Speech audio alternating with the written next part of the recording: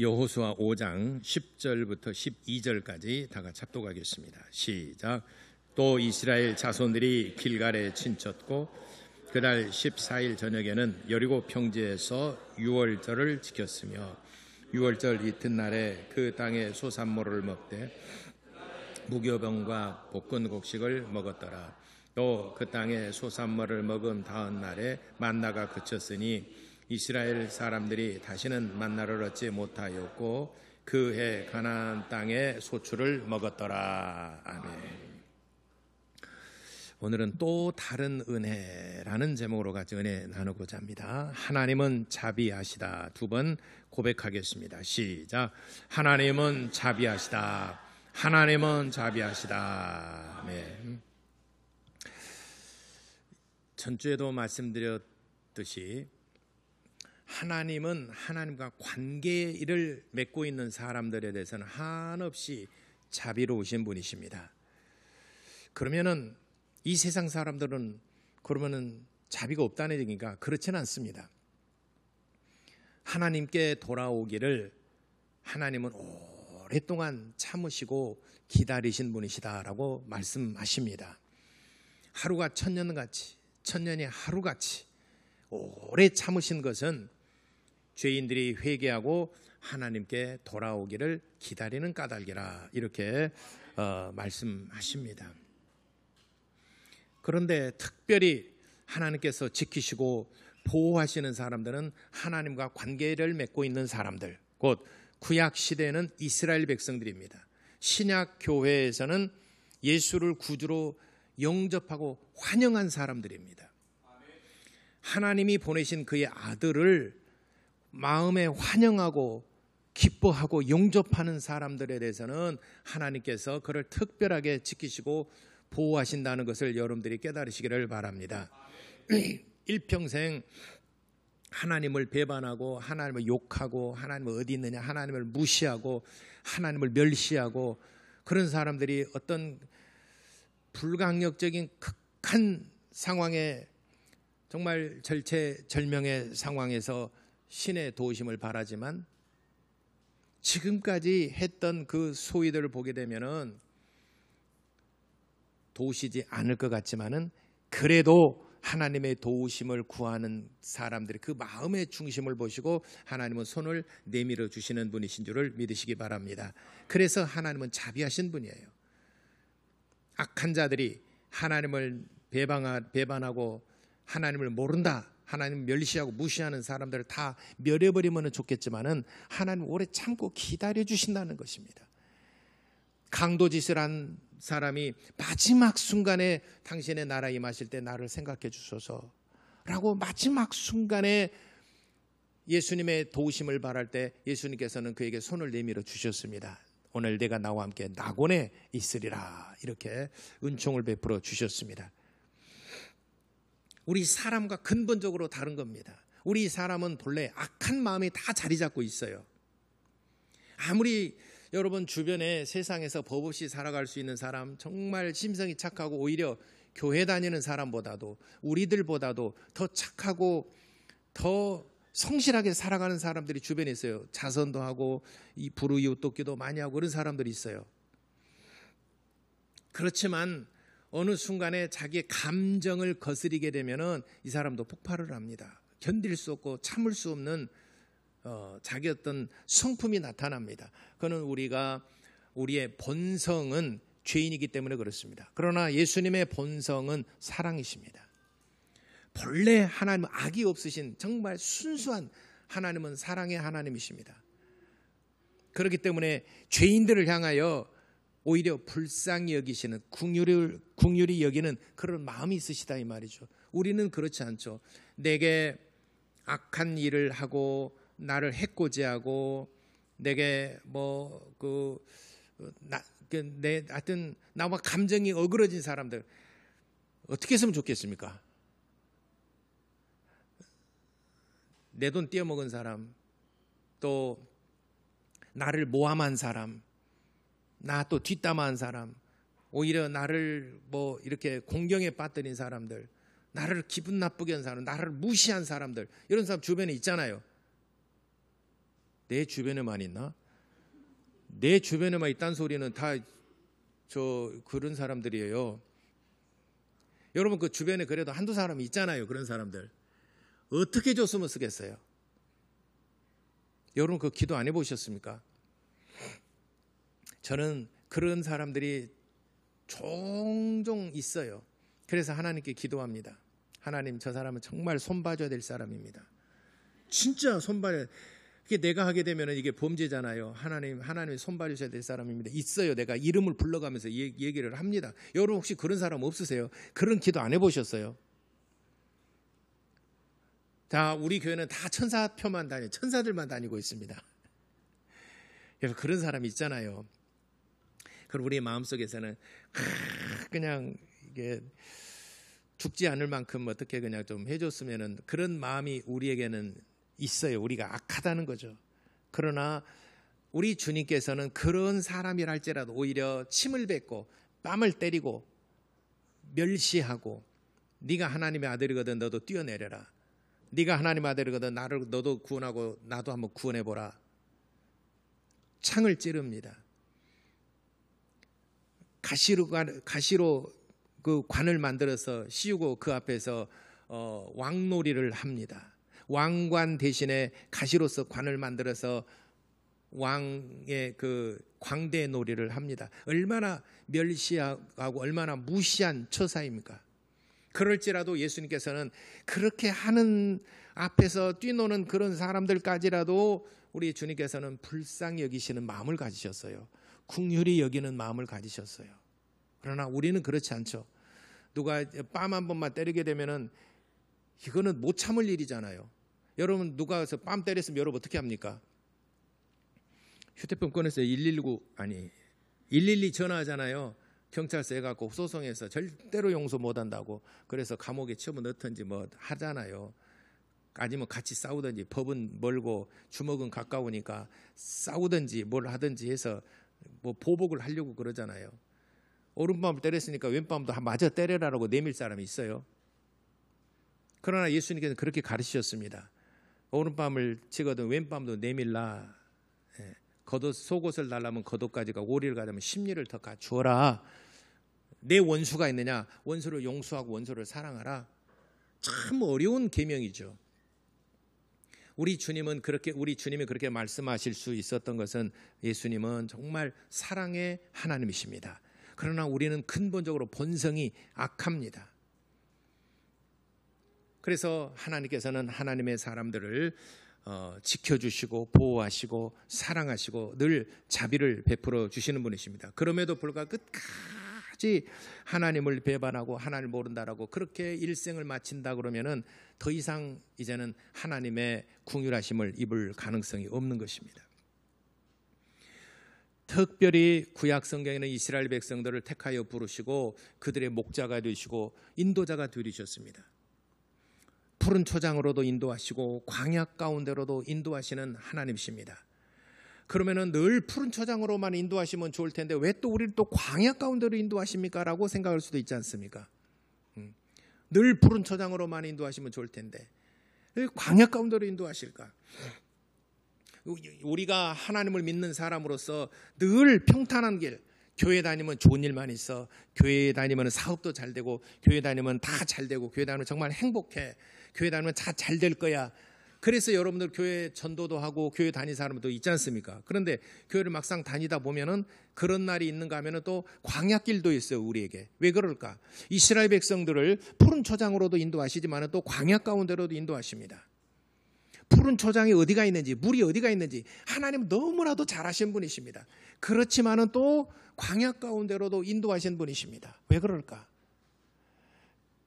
우리 인간의 속성이 항상 좋은 것만 가지고 있으면 하나님을 의지하고 떠나지 않습니다. 하나님을 떠납니다. 하려고 하지 않습니다.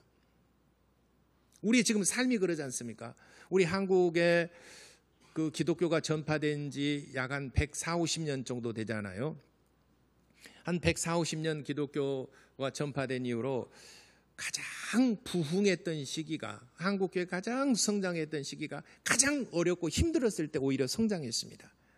일제시대 때, 그리고 구한말, 조선 말에서 이제 그 과도기적인 그 시대 너무나 어렵고 힘들잖아요. 순교자도 나타나고 감옥살이도 하고 그래도 예수님을 나의 구주로 꽁꽁 붙들었습니다. 그리고 일제 치하에 있어서도 그들은 우리 신앙의 선조들은 감옥에 갈지언정 예수님을 나의 구주로 영접하고 다른 신에게 절하지 아니하고 신앙의 절개를 지켰습니다. 그리고 신앙이 엄청나게 그들은 아주 강해지고 아주 단단하게 그들 속사람이 그렇게 연그러져 갔습니다. 그런 것이 이제 팍 폭발한 게 또 이제 우리 한국 교회 60년대, 70년대, 80년대까지 약 한 3, 40년 동안 기하급수적으로 엄청나게 교회가 성장을 했습니다. 그래서 세계 100대 교회 가운데 1980년쯤 1980년대 기준에서 세계 100대 교회 가운데 한국에가 50개가 있었어요. 우리 한국의 교회가 엄청나게 급성장한 그런 아주 세계의 전례를 찾아볼 수 없는 그런 나라가 되었습니다. 그래서 미국에 교회 성장을 연구한 전문 단체가 있어요. 그중에 도널드 맥가브란이라는 사람이 있고 그 제자가 피터 와그너입니다. 피터 와그너는 한국에 굉장히 많이 와서 교회 성장학의 대부는 도널드 맥가브란이라는 사람이고 그의 제자가 피터 와그너입니다. 피터 와그너는 우리 한국에 여러 차례 왔습니다. 그래서 한국에 와서 한국 교회 성장사를 연구를 했습니다. 그래서 세계의 하나의 표본이 되고 세계 모범이 되고 세계 성장 사례의 어떤 교과서와도 같은 그런 하나의 지표가 된 게 우리나라예요. 그래서 우리나라의 신자의 5대 의무라는 것은 우리 한국 교회만 있는 아주 세계 유례에 찾아볼 수 없는 한국 교회가 성장할 수 있었던 그 5가지를 꼽아보니까 신자의 5대 의무라. 주일 예배, 죽어도 주일 예배를 드린다는 거죠. 그리고 이제 11조도 하고 전도도 하고 성경 읽기도 하고 이렇게 해서 우리 한국 교회를 보니까 신자의 5대 의무, 신자들이 지켜야 할 5대 의무 이거를 철저하게 지키고 있더라. 해서 신자의 5대 의무는 성경에 나와 있는 건 아니지만은 한국 교회사에 빼놓을 수 없는 성도들의 부흥의 어떤 그 기반이 되었다라고 합니다. 그래서 우리 한국 교회가 이렇게 막 성장할 수 있을 때는 정말 허리띠 졸라매고 힘들고 어려운 시대 때 더 하나님을 의지했었던 것입니다. 그런데 이제 90년대 88년 올림픽 이후로 90년대 또 21세기에 들어서면서부터는 우리나라가 굉장히 잘 사는 나라에 속하게 됐죠. 세계 10대 강대국 플러스 마이너스 여러 가지 지표가 있겠지만은 그래도 경제 규모나 어떤 면으로 군사력은 어떤 면으로 보더라도 세계 10대 강대국이 조그마한 나라 땅으로는 106번째인가 106번째가 나라 땅 규모로는 106번째인가 그런데요. 그런데 세계 경제 강대국 10등 안에 드는 그런 놀라운 나라로 우리나라가 성장을 했습니다. 그러면 우리 신앙은 어떻습니까? 신앙은 점점 나태해지고 이제는 교회가 점점 줄어들고 점점 우리도 정말 기성세대도 신앙이 점점 나태해지고 그러지 않습니까? 그러니까 우리가 물질적으로 경제적으로 잘 먹고 잘 사는 때에 더 하나님께 감사하고 더 하나님 일을 해야 되는데 오히려 정반대로 그리고 경제적으로나 사회적으로나 정말 어려울 때 보니까 더 하나님을 의지하게 되고 그들이 철저하게 신앙생활하고 하나님을 의지하더라는 것입니다. 이때 하나님께서 우리나라를 세워주셨습니다.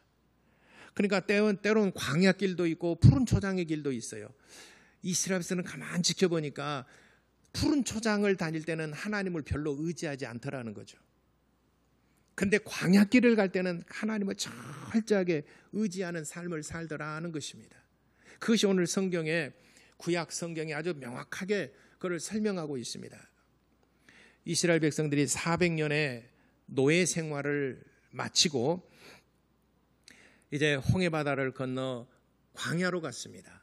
400년 노예 생활과 광야 생활 어느 것이 더 좋을까? 노예 생활은 그야말로 자기 자유가 박탈된 사람이에요. 자유가 박탈된 사람. 노예는 내 집안의 재산 목록 중에 하나, 내 재산 목록이 뭐냐? 소도 있고 개도 있고 또 돼지도 있고 닭도 있고 노예도 있고 이런 개념이었어요. 내 재산 목록 중에 하나. 병들면은 버려요. 그리고 또 노예 시장에서 사가지고 오면 됩니다. 노예 시장의 서름이 18세기, 19세기에 가장 성행을 했죠. 아프리카의 노예들을 잡아다가 대서양을 건너서 미국에 많이 팔아넘겼습니다. 그래서 그들이 그 노예 시장이 서게 되면은 그 주변에 있는 각지 도시에서 와서 돈 주고 삽니다. 노예들을 쇠사슬로 묶어놓고 경매에 붙여서 노예들을 삽니다. 가장 성행했던 곳이 미국 전역에서 최고의 노예 시장이 뉴올리언즈, 루이지애나의 그 뉴올리언즈. 거기는 이제 대서양을 건너서 이렇게 멕시코만으로 들어와 가지고 미시시피 강이 시작되는 곳입니다. 뉴올리언즈. 거기에서 그 미국의 최대의 그 노예 시장입니다. 거기에서 주변에 인근에 있는 그 옆에는 그 미시시피가 있고 그 옆에는 엘라바마가 있고 또 조지아주까지 그 옆에 왼쪽으로는 그 어디입니까? 그 나사 있는 곳 거기에 텍사스까지 텍사스 그리고 루이지애나 미시시피, 엘라바마, 조지아 요 남부 지방에 있는 그 노예상에 다 그 대지주들이 와가지고 그 뉴올리언즈에 와서 노예들을 사갑니다. 최대의 노예 시장입니다. 지금도 가보면은 그 뉴올리언즈에 가보게 되면 미시시피 강 하구에 가보게 되면 거기에 노예들의 이름이 다 그 기록이 돼 있어요. 그 기념해서 써놓은 거겠죠. 이제 기념해서 노예들의 이름이 수백 명의 사람들이 노예들이 있습니다. 그래 팔려갑니다. 그들의 인권이라는 것은 이미 없는 거죠. 자유라는 건 없는 겁니다. 오직 일하고 주인의 말에 복종하는 것. 노예의 삶은 정말 우리는 직접적으로 노예를 겪어보지 않았기 때문에 실질적으로 겪은 것하고 우리가 생각하는 것하고는 하늘과 땅 차이가 나겠지만 그래도 우리가 영화를 통해서나 또 다른 어떤 그 정보들을 통해서 볼 때 정말 그 노예들에 대해서는 마음 아픈 일들이 참 많지 않습니까? 예. 그리고 대서양에서 바로 동부 지역으로 도내되는 찰스턴하고 사바나라는 곳이 있습니다. 찰스턴하고 사바나는 남부 농업하는 사람들, 농업하는 그 도시로 노예들을 사가지고 대량 그 반출을 판매하는 판매상인 곳이 바로 사바나 그 위쪽에는 찰스턴이라는 곳이 있습니다. 이 세 곳이 미국에서 제일 그 노예 시장이 성행했던 곳입니다. 우리가 그 오수잔나 그죠? 멀고 먼 알라바마 나의 고향은 그고 학교 다닐 때 그 교과서에 나왔잖아요. 그 엘라바마가 흑인이 굉장히 많았던 곳입니다. 최초로 흑인 인권 운동이 일어났던 것도 엘라바마입니다. 미시시피 그리고 그다음에 루이지애나. 참 서럽죠. 이스라엘 백성들이 애굽에서 정말 그런 삶 살고 있다가 그러나 먹을 것은 주죠. 그렇게 삶을 살고 있다가 홍해 바다를 건너서 광야로 갔습니다. 광야길은 간섭받지 않는 곳입니다. 어느 누가 간섭하지 않는 곳입니다. 자유가 있는 곳입니다. 그러니까 이스라엘 백성들이 얼마나 즐겁고 얼마나 해방받은 날이잖아요. 얼마나 기쁨의 날이겠습니까? 근데 한 가지 문제가 있어요. 광야로 가게 되면 뭐가 가장 문제입니까? 먹는 게 문제잖아요. 먹는 게 없어. 그 다음에 또 하나는 물이 없잖아요. 광야 가운데 물이 없지 않습니까? 물과 먹는 것이 없어요. 여러분 물과 먹는 것이 없는 자유만 있는 광야로 가겠어요? 아니면 물과 먹는 것은 주더라도 그래도 고생하는 노예가 낫겠어요? 이스라엘 백성들이 판단할 때는 노예 생활을 택한 겁니다. 그래서 모세를 죽이고 다른 지도자를 세워서 다시 애굽으로 돌아가자라고 백성들이 그렇게 결의를 했습니다. 모세를 죽이고 다른 지도자를 세워서 우리가 다시 애굽으로 가자. 가만 보니까 광야에 가면은 물도 없고 먹을 것도 없고 그러나 애굽으로 가게 되면 그래도 가마솥에는 늘 고기가 끓고 있고 먹을 것이 있고 물도 있고 우리가 낮에는 노역을 하지만 그걸 먹고 살 수는 있지 않느냐. 이게 낫지 않겠습니까? 그래서 이스라엘 백성들은 광야길을 택하지 아니하고 다시 애굽으로 돌아가자라고 사람들이 그랬습니다. 그런데 단 조건이 광야로 가더라도 물이 있고 먹을 것이 있다 하면은 어느 쪽을 택하겠습니까? 100% 다 광야로 다시 노예 생활을 하러 애굽으로 또 들어가겠습니까? 절대로 그렇지 않을 겁니다. 광야로 갔습니다. 근데 광야로 갈 때 모세가 반석을 치니 이스라엘 백성들이 물을 달라니 반석을 치니까 반석에서 물이 쏟아져 나왔습니다. 물의 문제가 해결됐습니다. 먹을 것이 없습니다. 하나님께서 만나를 주셨습니다. 새벽에 만나를 내려주셨습니다. 만나는 하루 일용할 양식입니다. 근데 해가 떠오르게 되면은 동이 트게 되면은 그 만나는 벌레가 일기 시작합니다. 먹을 수가 없어요. 그래서 항상 일용할 양식입니다. 하루 나가서 먹을 양식이에요. 내일은 좀 새벽기도 좀 쉬어야 되겠다. 이틀분 가지고 옵니다. 그러면 동이 트게 되면은 내가 하루 먹고 그리고 나머지는 벌레가 일기 시작합니다. 먹을 수가 없어요.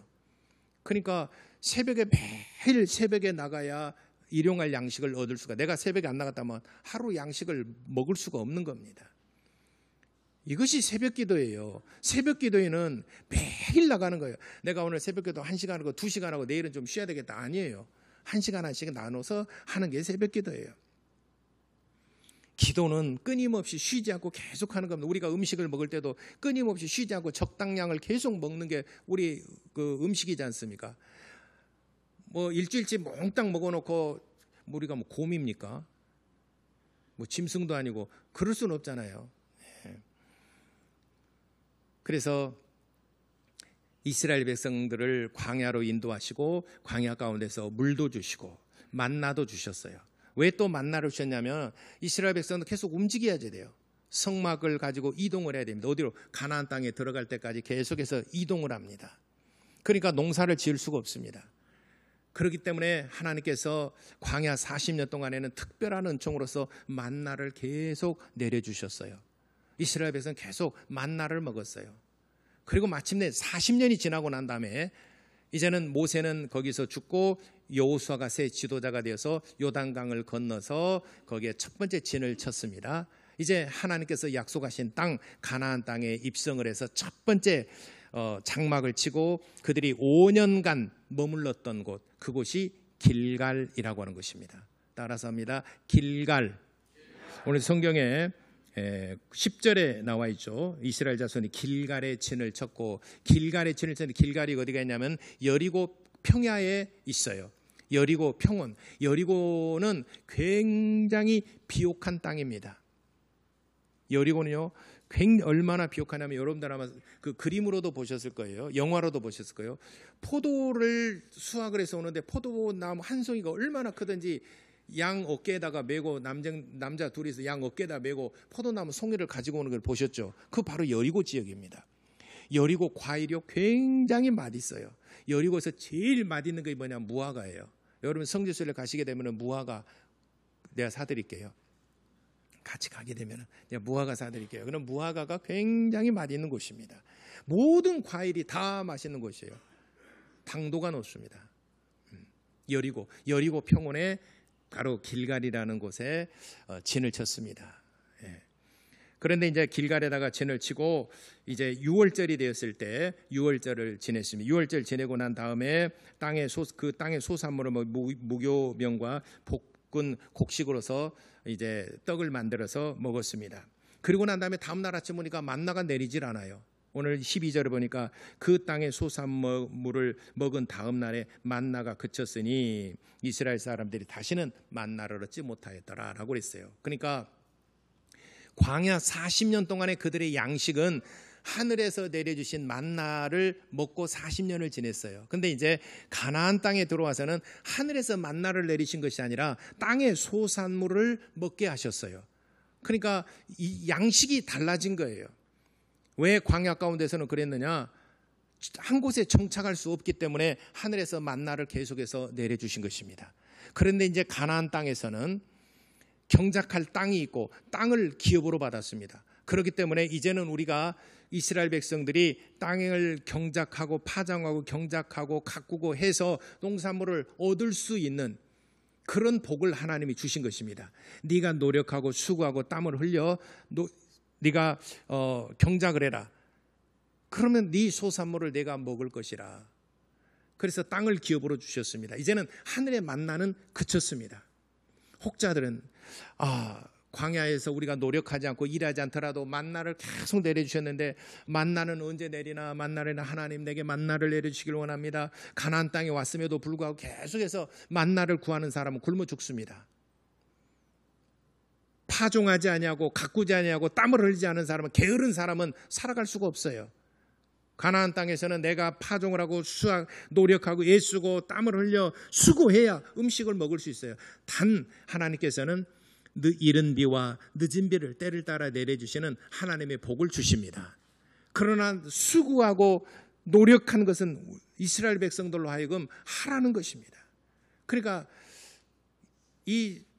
하나님께서 도우시는 방법, 하나님께서 복을 주시는 방법이 달라졌어요.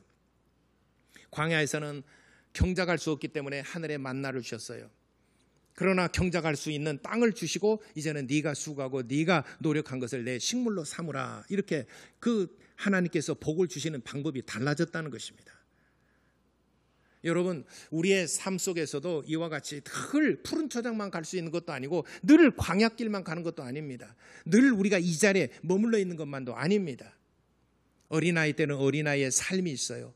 청소년들은 청소년들의 삶이 있어요. 청년들은 또 청년들의 삶이 있어요.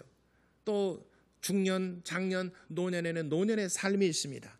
하나님께서 복을 주시는 방법이 각각 다르다는 것입니다.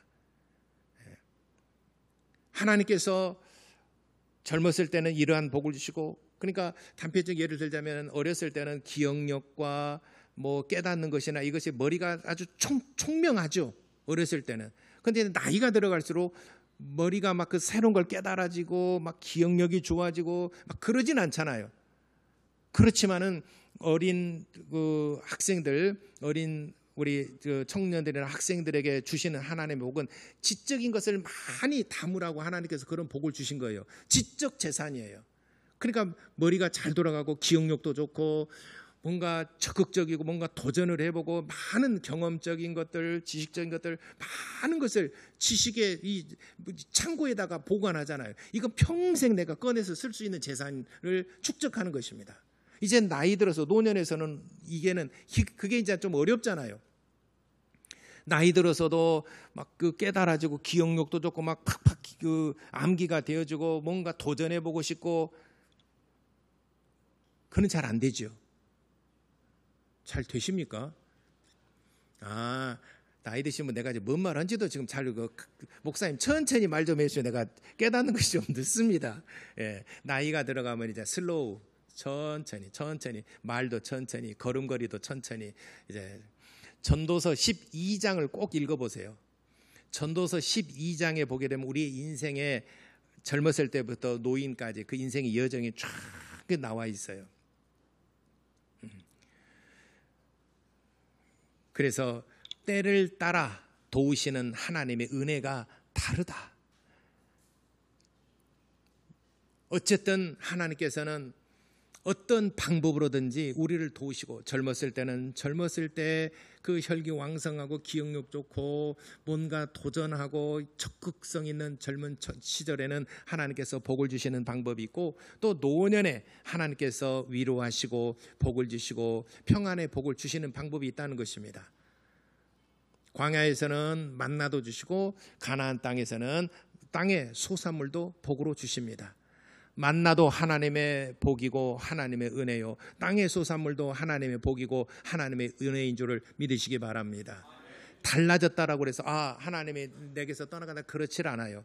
상황에 따라서 하나님께서는 도우신다는 것입니다. 여러분의 삶 속에서 하나님께서는 여러분들의 삶의 가장 형편을 잘 살펴보시고 여러분들에게 가장 맞는 곳으로 하나님께서 인도하시고 복을 주신다는 것을 여러분들이 깨달으시고 하나님께 늘 감사하고 하나님의 도우심과 하나님의 은혜로 살아가시게 되기를 예수 이름으로 축원합니다. 또 다 같이 기도하시겠습니다.